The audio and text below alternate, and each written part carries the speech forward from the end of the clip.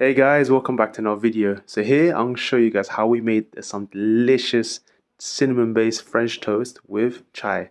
I'm telling you, just look at this picture, it just looks so good.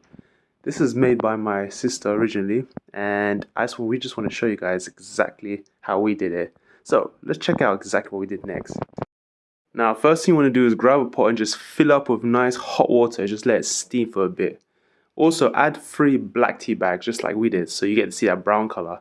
And add some cloves. And if you guys are, if you have cardamom too, pop that in as well.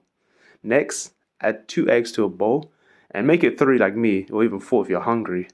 And don't forget, have 2 or 3 slices of bread. It could be white or brown, just depends on the number of eggs you use. Next, we got some spices. We chose cinnamon because that's exactly what we want to do today. And sugar, man. You have to put some sugar.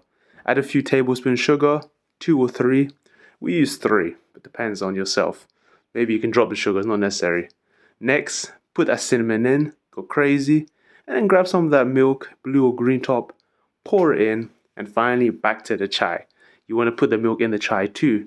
Add even more milk to the chai, if you have to. Now, stir and mix everything well. You want to make sure it just looks a bit creamy like this. Oof, that's it. And finally guys, the cinnamon chai is ready to serve.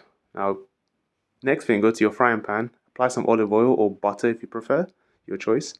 Dip the sliced bread into the mixture and do this as many times as you can. Place it straight into the pan, yeah? And then let them heat for about, 10-15 seconds.